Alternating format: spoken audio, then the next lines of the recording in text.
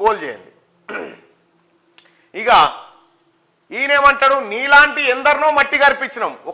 నీలాంటి ఏంది, కాళేశ్వరాన్ని మట్టి గర్పించారు, 7,000 మంది రైతులను మట్టి గర్పించారు, ప్రభుత్వ ఉద్యోగులను మట్టి గర్పించారు, నిరుద్యోగులను మట్టి గర్పించారు, డబుల్ బెడ్రూమ్ ఇళ్ళు అడిగిన వాళ్ళని మట్టి గర్పించారు, దళిత బంధు అన్నోళ్ళని మట్టి గర్పించారు, ప్రభుత్వాన్ని ప్రశ్నించిన వాళ్ళని మట్టి గర్పించారు, ఇక్కడ హైదరాబాద్ చుట్టుముట్టున్న భూములను మట్టి గర్పించారు. ఇట్లా ఎన్నో రకాలైన మట్టి గర్పించిన ఘనకీర్తి మీ కుటుంబానికి దక్కింది. ఇక్కడ పత్రికల్లో లేవనెత్తుతున్న అంశాలు కానీ, బయటపడుతున్నటువంటి మీ బొక్కలు కానీ, వీటి మీద మీ టాపిక్ ఉందా? లేదు. ఇక్కడ నీలాంటి ఎందరినో మట్టి గర్పించినాం. సీఎం రేవంత్ పై కేటీఆర్ ఫైర్ అయినట. కేసీఆర్ ఈ పిల్లి కూతలు మీ పిల్లి కూతలకు ఇక్కడ ఎవడు భయపడేటోడు లేడు, ఇక్కడ ఎవడు బెనికెట్టోడు లేడు. తెలంగాణ జెండాను ఎందుకు బొంద పెడతావు? తెలంగాణ జెండా ఏందా కేసీఆర్? నీది తెలంగాణ జెండానా? నీ గులాబీ రంగు మొత్తం ఎంటైర్ తెలంగాణకు ఆత్మగౌరవ జెండానా అది? ఒకవేళ అట్లా అనుకున్నా కానీ దాన్ని బొందబెట్టింది ఎవడు? దాన్ని బొందబెట్టినోడు ఎవడు? తెలంగాణ జెండాను బొందబెట్టినోడు ఎవడు? మీరే కదా. నాది ఇండియా మ్యాప్ అంటివి. ఇండియా మ్యాప్ అంటివి, నాది ఇండియా జెండా అంటివి. దాని మీద తెలంగాణ బొమ్మను తీసేసినోడు ఎవడు? జనావు ఆ సన్నాసి కూడా చెప్పాలి.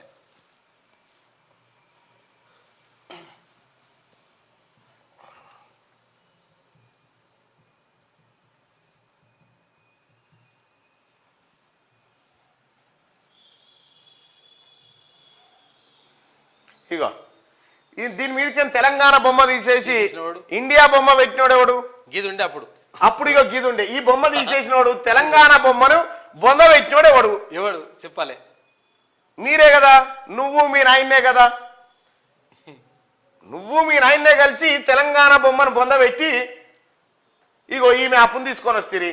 టీఆర్ఎస్ అంటే తెలంగాణ రాష్ట్ర సమితి అనే పేరు తీసేసి ఇగో భారత్ రాష్ట్ర సమితి అని పెడితిరి. అసలు బొంద పెట్టిన వాళ్ళు మీరేనా?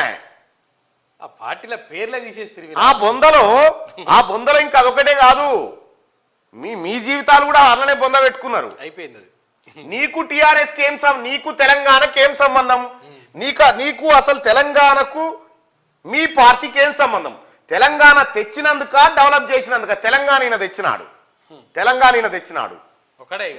మీ నాయన నిమ్స్లో నిరాహార దీక్ష పేరుతోటి సెలైన్స్ పెట్టుకొని సాటుకు కొంగు సాటుకు తీసుకపోయిన ఇడ్లీలు బజ్జీలు తినుకుంటా మీరు నిమ్స్ కాడ ఒక విజువల్ అబ్జర్వ్ చేయండి. ఆ రోజు ఏమో ఉద్యమం కదా అని సప్పుడే కూకున్నాం కానీ ఇటు దిక్కేమో మీడియా నిలబడ్డది. ఆయనను బయటకు తీసుకొచ్చారు. బయటకు తీసుకురాని ఇటు చూసిండు, ఇటు మీడియాను చూసి ఇట్లు వేసిండు మెల్లిగా, కోడి మెడలు వేసిండు. నీ యాక్టింగ్ అప్పటికే తెలుసు మా అందరికీ. కానీ ఏం చేస్తాం? వికారాబాద్ చంద్రశేఖర్ గారికి తెలియదా నువ్వేం తిన్నది, ఏం దాగిపన్నదాడా? లేకపోతే విజయరామారావు గారికి తెలియదా? ఎవరికి తెలియదా? అయ్యా మీ నాయన తెలంగాణ తెచ్చినాడు. మీ నాయన తెలంగాణ తెస్తే 1,200 మంది ఎందుకు ఎటు పోయినట్టు? మరి వాళ్ళు 1,200 మంది ఎటు పోయి కాశీకి పోయినారు. మీ ఇంట్లో నీ ఒంట్లో కానీ, కేటీఆర్ ఒంట్లో కానీ, కవిత ఒంట్లో కానీ, హరీష్ రావు ఒంట్లో, సంతోష్ రావు ఒంట్లో ఇంత పెద్ద తెలంగాణ ఉద్యమంలో ఒక్క రక్తం సుక్క రాలిపడకపోయినా ఆ భూమి మీద మీరే తెచ్చినంటే. ఒకవేళ నువ్వు అంటున్నావు కదా తెలంగాణ తెచ్చినందుక అని అంటున్నావు కదా, తెలంగాణ ఎట్లొచ్చింది అనేది మీ నాయన నోటి నుంచి ఇందాం. మీ నాయన నోటి నుంచే ఇందాం తెలంగాణ ఎట్లొచ్చింది అనేది.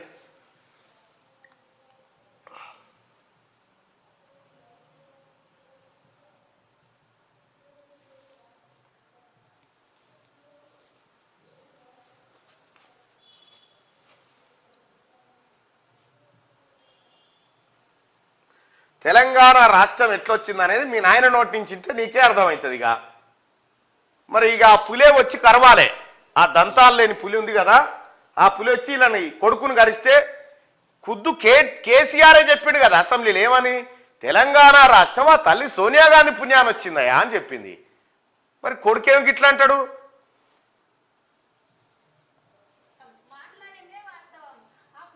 మైక్ పెట్టు.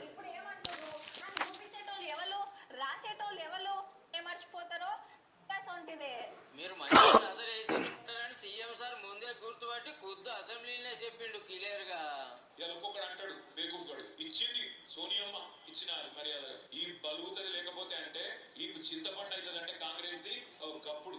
సోనియా గాంధీ గారి ఇనిషియేటివ్ వల్లనే ఈరోజు తెలంగాణ రాష్ట్రం సాకారం అయ్యింది. అందులో ఎటువంటి డౌట్ కూడా ఎవరికి కూడా ఉండాల్సిన అవసరం లేదు. 12-13 సాధారణంగా మనం ఏం చెప్తాం, కొడుకు తప్పు మాట్లాడుతుంటే ఓ చెంపదెబ్బ ఎత్తాం. వేయొచ్చు కదా రామన్న ఒకటి. మీ నాయన్నేమో తెలంగాణ రాష్ట్రం సోనియా గాంధీ ఇనిషియేటివ్ వల్లనే వచ్చిందని కేసీఆర్ చెప్తా ఉన్నాడు. కేటీఆర్ ఏమంటా ఉన్నాడు, చీచి మా నాయనతో వచ్చింది తెలంగాణ, తెలంగాణ తెచ్చినందుకు అంటుండు.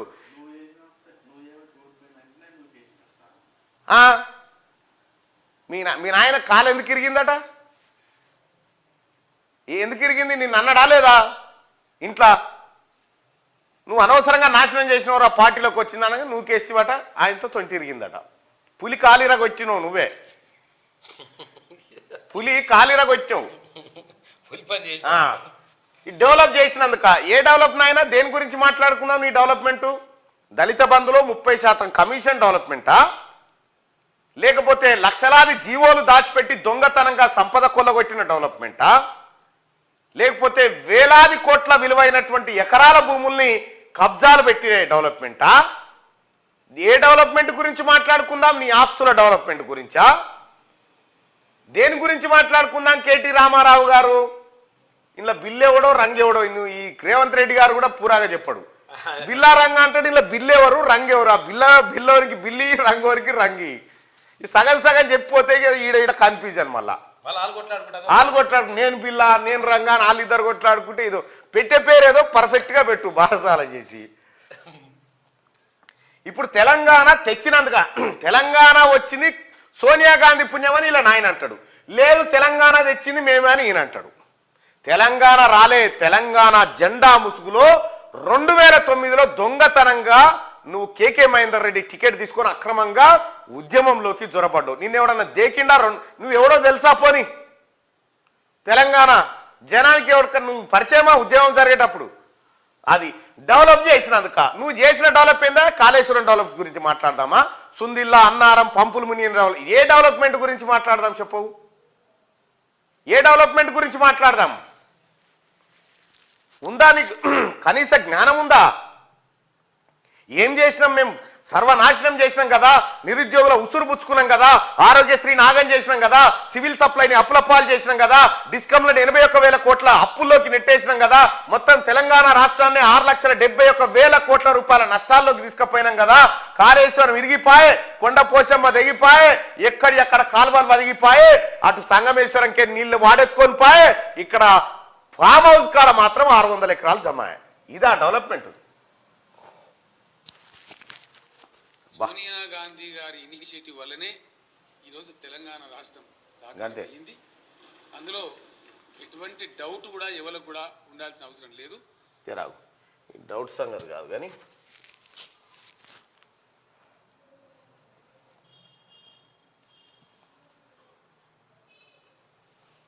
ఐఎమ్ ఆన్ రికార్డ్ అని చెప్పి ఎన్డీటీ వాళ్ళకి స్పష్టంగా కుండబద్దలు కొట్టి చెప్పిన అధ్యక్ష.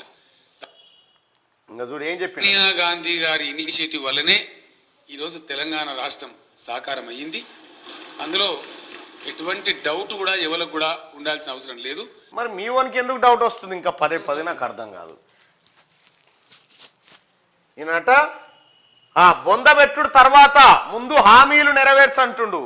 నీ కోసం హామీలు నెరవేర్చరు, ప్రజల కోసం, ప్రజలకిచ్చిన హామీలు నెరవేరుస్తుంది కాంగ్రెస్ పార్టీ. గోతికాడ నక్క లెక్క చూస్తా ఉన్నావు ఇట్లా. మళ్ళీ ఏమైనా సందు దొరుకుతుందా, ఏం కథ, మళ్ళీ ఏమైనా దొరుకుతుందా ఏంది అని చూస్తా ఉన్నావు.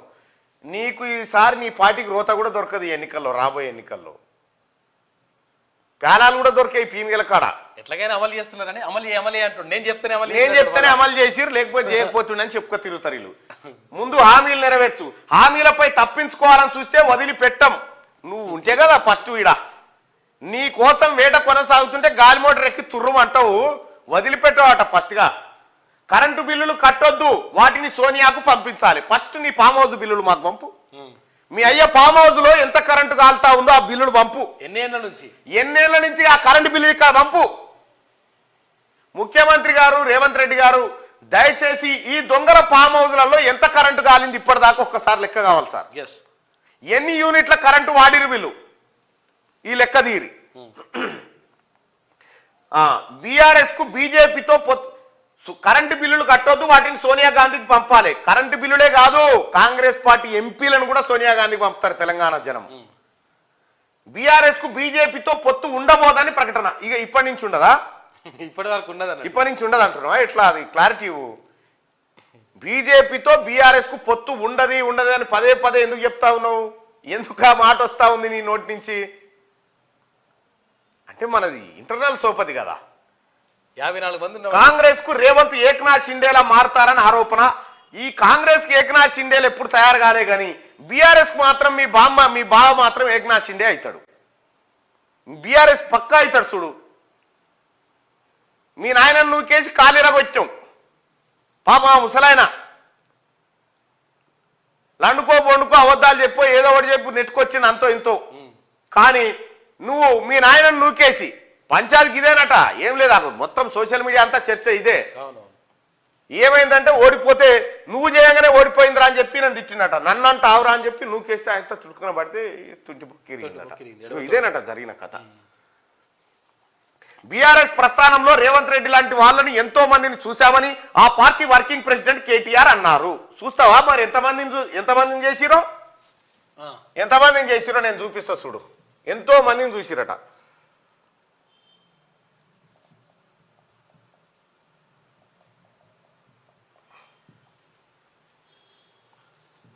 చూడు, ఎంతో మందిని చూసిరటగా. బీఆర్ఎస్ పార్టీ ఎంతో మందిని చూసి గీలే వాళ్ళు.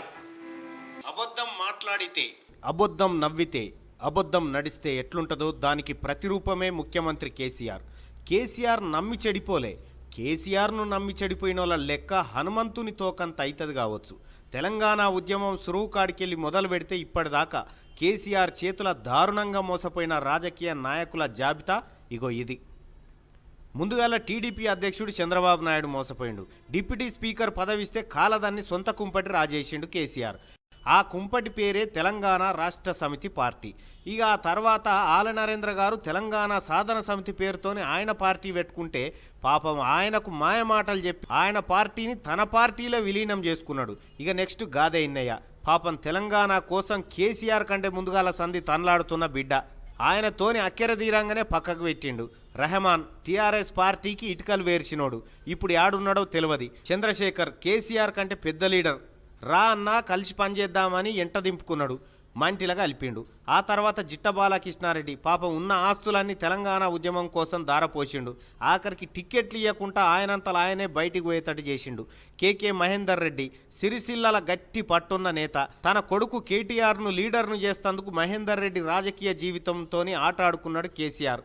ఈయనైతే వలవల ఏడ్చుకుంటా పోయిండు టీఆర్ఎస్ భవన్ నుంచి. రవీందర్ నాయక్ బంజారా గాంధీవే రవీందర్ అన్నా నువ్వని ఆకాశమంతా మీదికి లేవట్టి టికెట్ ఇవ్వకుండా కిందెత్తేసిండు. 7 దోషాల మన్నెత్తిపోసిండు కేసీఆర్ మీద రవీందర్ నాయక్. చెరుకు సుధాకర్ తెలంగాణ ఉద్యమంలో మొట్టమొదటిసారి పీడీ యాక్ట్ కింద అరెస్ట్ అయిన ఉద్యమకారుడు, డాక్టర్. ఆయనకు టికెట్ ఇవ్వకుండా ఆగం చేసిండు. కుడుదుల నగేష్ ఆలేరు ఎమ్మెల్యేగా గెలిచిన దళిత బిడ్డ. ఆయన నోట్లే మన్ను పోసిండు. విజయశాంతి చెల్లె అని తింపుకున్నాడు. చెల్లె సీట్లకెళ్ళి తనే నిలబడ్డాడు. చెల్లెను కట్టుబట్టలతో బయటికి పంపించిండు పార్టీలకెళ్ళి. తల్లి తెలంగాణ పార్టీని విలీనం చేసుకున్నాడు. తెలంగాణ రాష్ట్రం ఇస్తే నా పార్టీని నీ పార్టీలో కలిపేస్తా అని సోనియా గాంధీని నమ్మించి మోసం చేసిండు ఇదే కేసీఆర్. అటు జయశంకర్ సార్ కలలను మోసం చేసిండు. తన ఇంటిని ఆఫీస్కి ఇచ్చిన కొండా లక్ష్మణ్ బాపూజీని కూడా పట్టవగటిలే మోసం చేసిండు కేసీఆర్. కేశవరావు జాదవ్ను శంకరగిరి మాన్యాలు పట్టించిండు. ముఖ్యమంత్రి సీటు దగ్గరకు వస్తుందని తెలుసుకొని కోదండరామరెడ్డిని దూరం చేసిండు. తెలంగాణ రాష్ట్రంలో దళిత ఉప ముఖ్యమంత్రి అని మురిసిన తాటికొండ రాజయ్యను అవమానించి క్యాబినెట్లకేం తీసేసిండు.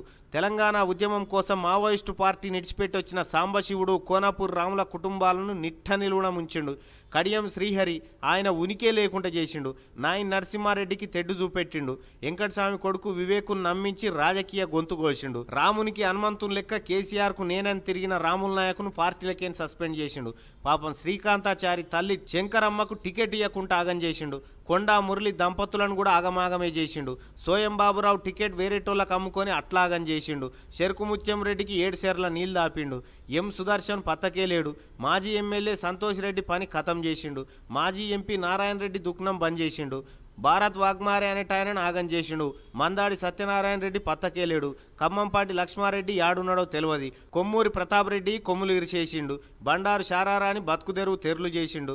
అచ్చ విద్యాసాగర్ ఆస్తులన్నీ అమ్ముకున్నాడు దొరవారజయంగా. గుడిమల్ల రవికుమార్ చింతసామిలకు చింతన తప్ప మిగిలింది ఏమి లేదు. మొలుగూరి భిక్షపతి ముఖమే బంగారమైంది. నారాయణరావు పటేల్ చూద్దామన్నా కనిపిస్తలేడు.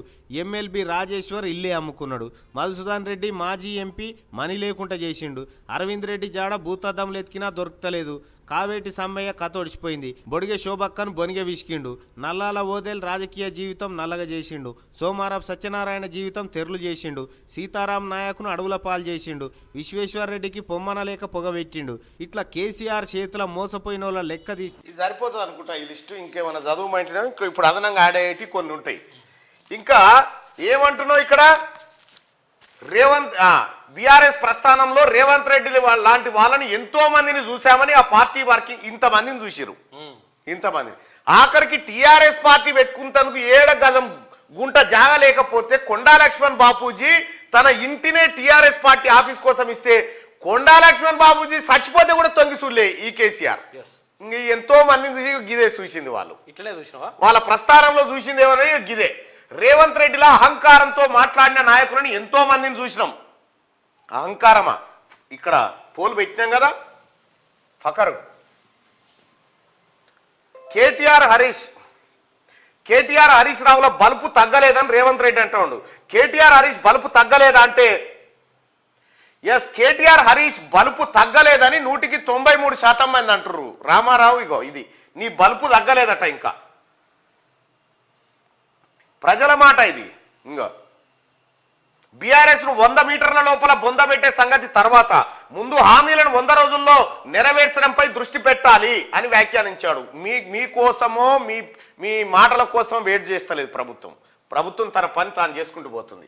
శనివారం తెలంగాణ భవన్లో నిర్వహించిన సికింద్రాబాద్ హైదరాబాద్ లోక్సభ నియోజకవర్గాల సన్నాహక సమావేశంలో కేటీఆర్ మాట్లాడారు. రేవంత్ లెక్కనే ఎందరో మక్కలో పుట్టి పుబ్బలో పోతదని బీఆర్ఎస్ పై నిలిగినరు. 2.5 దశాబ్దాలుగా పార్టీ నిలబడి అలాంటి ఎందరినో మట్టి గారిపించింది. ఇంతమందిని మట్టి గారిపించింది పార్టీ. ఇప్పుడు చదివితిరుగా లెక్క, ఇంతమందిని మట్టి గారిపించారు. ఏ మాత్రం సిగ్గు శరం లేకుండా కనీసం చీమునెత్తురని ఉండాలి. పార్టీ కోసం పనిచేసిన వాళ్ళు ఎటుపోయిరు, ఏమైపోయారు, అంత దొంగలకు లంగలకు లఫంగలకు వాళ్ళతో సోపతి. అహంకారం ఎవరికి ఉండే? మీకు ఎవరన్నా కలిసిరా? ఎవరన్నా కలిసిరా? కలిసినా నువ్వు కలిసినావా?